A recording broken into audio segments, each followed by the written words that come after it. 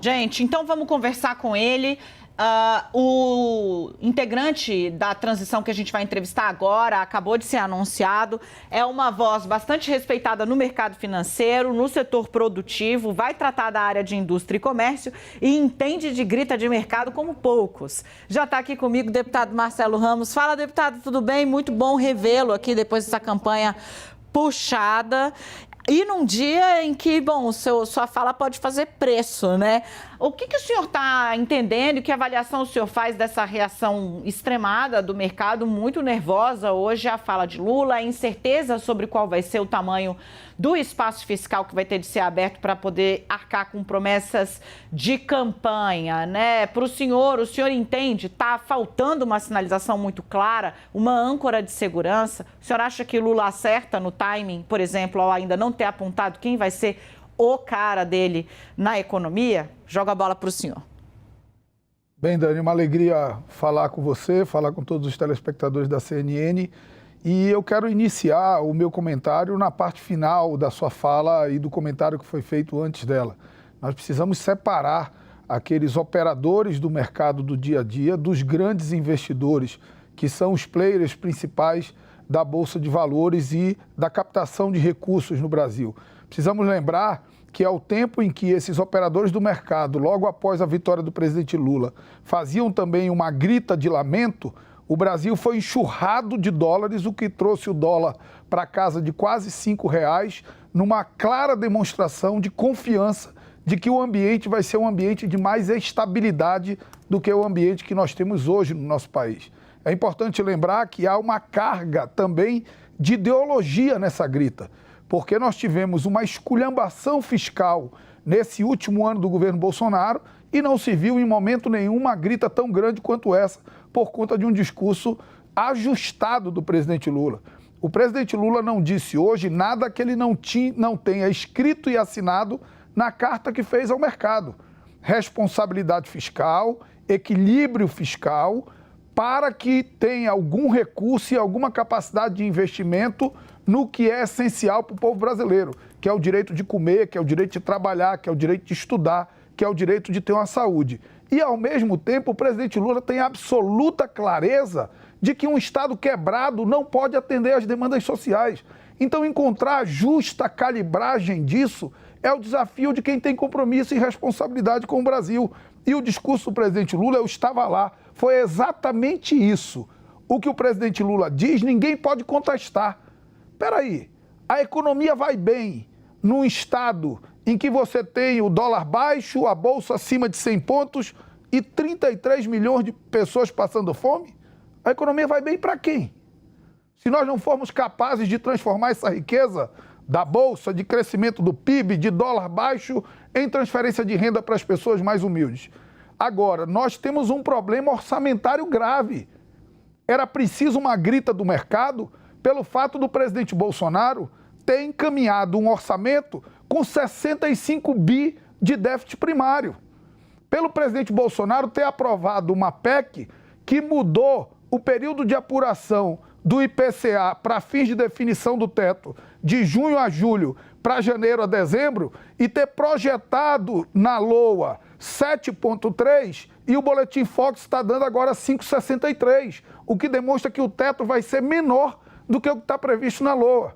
Era preciso essa grita quando o presidente Bolsonaro aprovou a PEC dos precatórios e nós temos agora um estoque de 22 bi de precatório desse ano e temos um subteto de precatório de 17 bi no ano que vem. Não vai pagar nem todo o precatório desse ano, ainda vai ter 51 bi de precatório do ano que vem. Então, a situação fiscal deixada pelo presidente Bolsonaro é muito mais motivo de grita do que a fala do presidente Lula, que é uma fala coerente com o que ele disse em campanha e coerente com um país que vai buscar responsabilidade com as contas públicas, mas para transformar isso em comida na mesa do povo brasileiro. Deputado, eu entendo e acho que o senhor foi muito claro na posição, mas o problema é o seguinte, né, para mim, de forma bem clara, apontar esses problemas do governo Jair Bolsonaro é olhar para trás, né?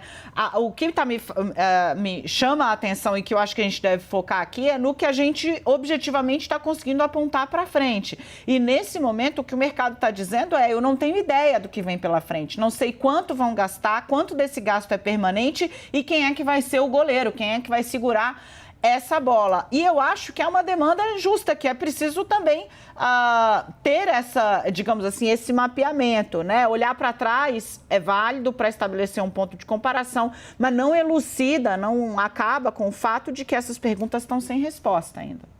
Dani, eu fiz uma fala hoje na tribuna da Câmara dos Deputados e fiz exatamente para que ela fosse institucional, dizendo o seguinte: é preciso duas atitudes relacionadas à PEC da transição. A primeira é a atitude de entender a urgência do cumprimento de um compromisso de campanha avalizado por 60 milhões de brasileiros, que é manter o Auxílio Brasil Bolsa Família em R$ 600 e dar ganho real ao salário mínimo.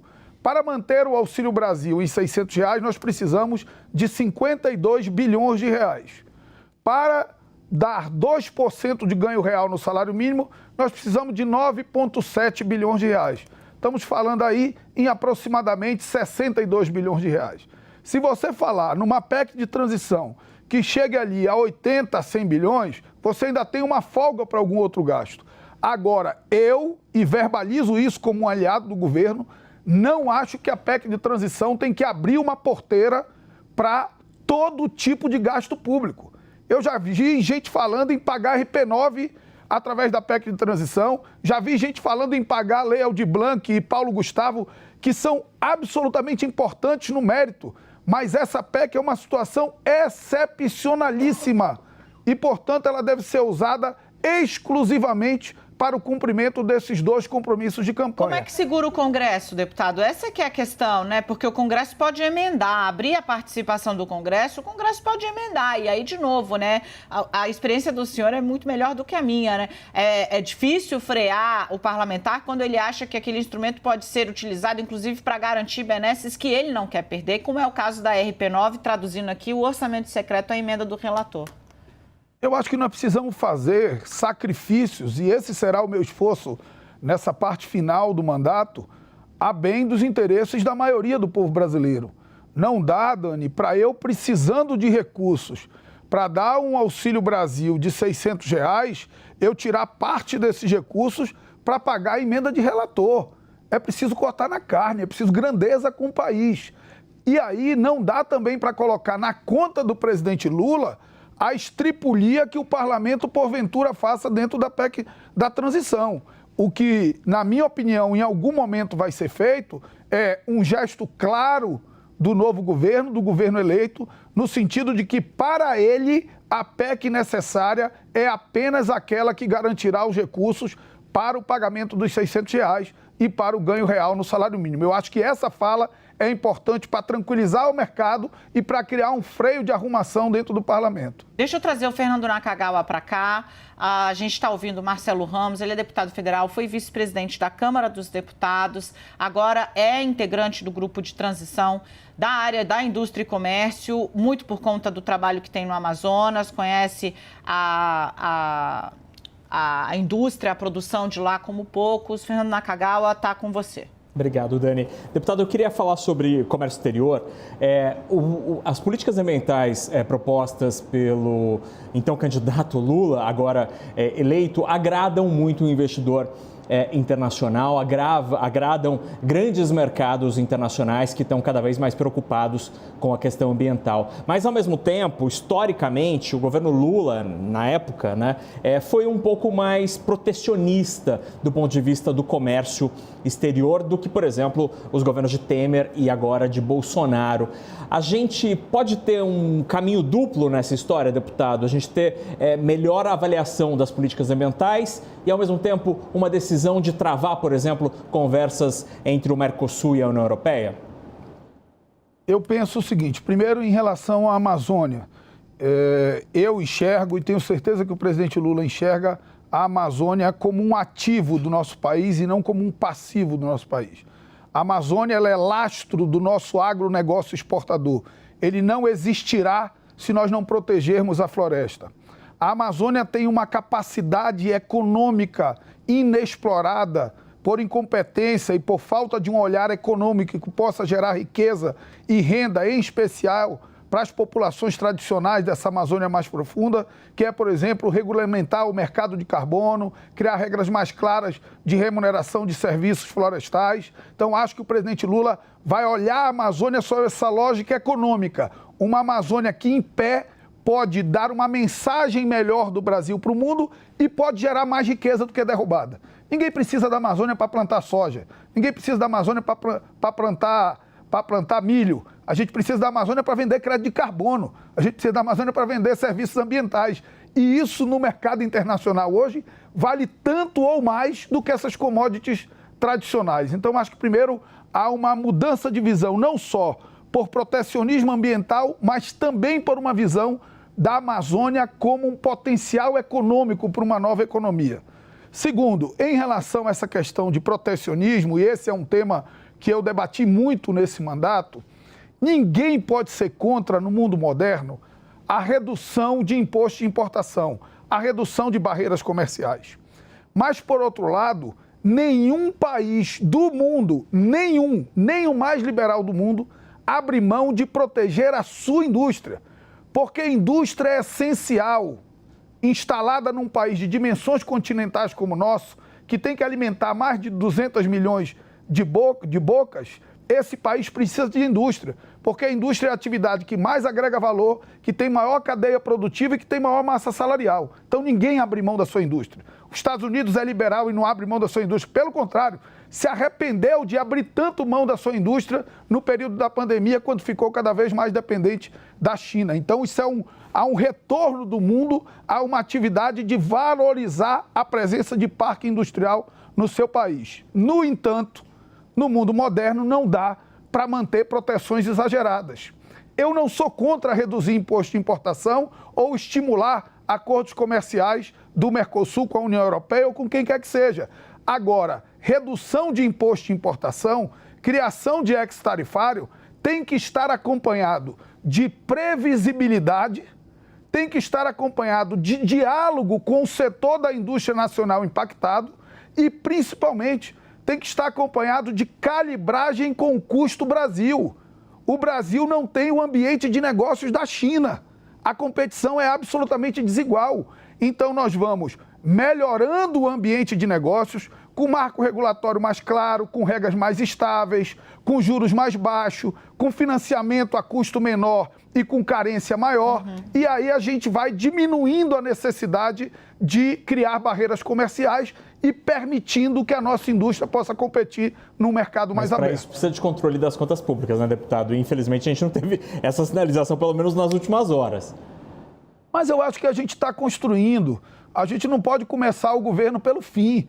Nós temos um governo que hoje anunciou a equipe de transição, que vai fazer um diagnóstico da atual situação. Nós temos uma eleição que, infelizmente, não por culpa do presidente Lula, foi descontaminada do debate econômico e contaminada de um debate moral e de combate à mentira. Então, nós poderíamos chegar aqui com um plano de governo, com mais clareza das propostas econômicas do presidente Lula, se o adversário permitisse que a gente fizesse isso. Mas a gente passava a campanha inteira tendo que responder fake news, mentiras e as coisas mais absurdas e mais não prioritárias para o povo brasileiro. Vamos colocar a bola no meio do campo e vamos, a partir daqui, discutir o que é preciso fazer para a indústria voltar a crescer, para o comércio voltar a crescer, para o brasileiro voltar a comer, para o brasileiro voltar a ter emprego. Porque a economia só tem sentido se for para isso. Economia boa, com o povo passando fome, desculpa, essa conta não interessa para ninguém, salvo para a camada de cima, para os mais ricos.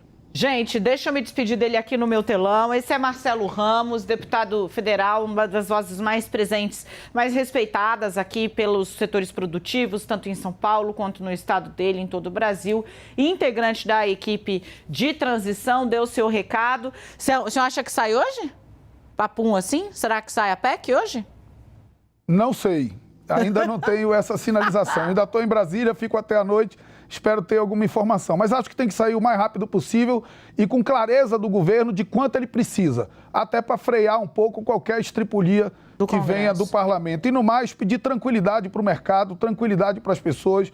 O presidente Lula tem um lastro para dizer que o seu governo vai ser estável e vai ter responsabilidade com as contas públicas. Obrigada, deputado. Muito bom. Até a próxima, a gente se fala.